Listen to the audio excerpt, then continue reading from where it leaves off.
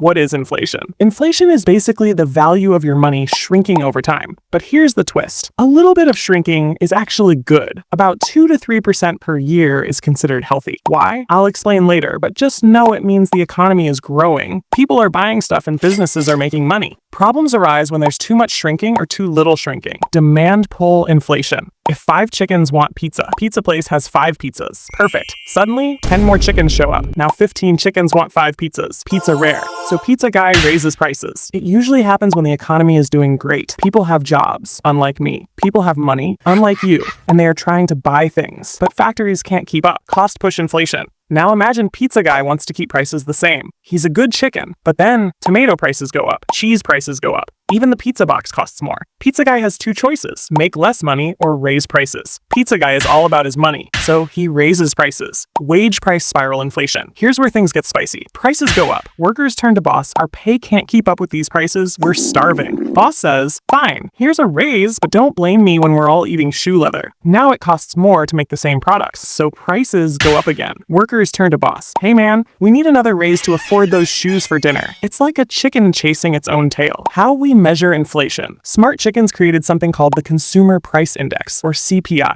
It's like a shopping basket with all the stuff you buy. Food, rent, clothes, gas, and most importantly, eggs. Because their price can get extreme. Each month, they check how much this basket costs. If it costs more than last month, that's inflation. There's also PPI, Producer Price Index. This one checks how much it costs to make all the basket stuff before it hits the store. And PCE, Personal Consumption Expenditures. Same shopping basket with all the stuff you buy, but it also counts what other people bought for you. Who controls inflation? Meet the Federal Reserve. They're like the inflation police who decide how broke we should feel each year. When inflation gets too high, they raise interest rates, which is basically the cost of borrowing money. Higher interest rates mean borrowing money costs more, which makes people not borrow and spend less. So demand goes down, and prices stop rising so fast. It's like putting the economy in timeout until it calms down. But here's the tricky part. If they raise rates too much, people stop spending almost entirely, businesses earn less, lay off workers, and unemployment rises. This is referred to as the economy crashing. But if they don't raise the rates enough, inflation keeps going up. Inflation and your savings. Remember when your grandparents talked about buying a house for $20,000? Now if you even dream about owning a home,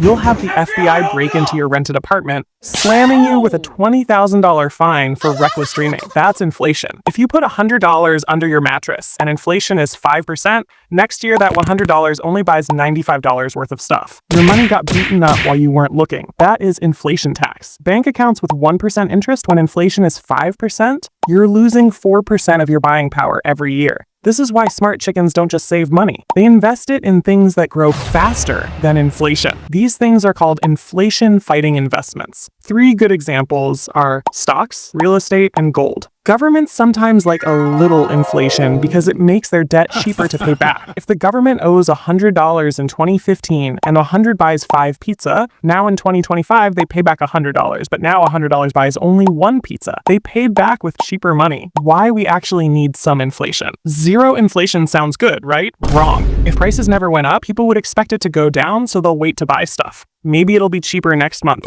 If everyone waits, businesses sell less, they fire people. So people can't really buy stuff again. This is called deflation, and it might be worse than inflation. A little inflation, around 2%, keeps the economy moving. People buy stuff now instead of waiting, businesses grow, and people have jobs. Sometimes inflation goes completely crazy. If inflation is 50% or more per month, it is called hyperinflation. Like Germany in the 1920s, when people needed wheelbarrows full of money to buy 1 corn. Paychecks must have come with free wheelbarrows. Or Zimbabwe in the 2000s when they printed so much money that a single egg cost billions. Everyone must have been jacked from carrying all that cash around. It usually happens when governments print money to pay for stuff instead of raising taxes. The solution usually involves creating an entirely new currency and pretending the old money never existed. Now, what's more cornier than that? Subscribe. Wait, if you want to know why your wealth explodes after $100,000, watch this video.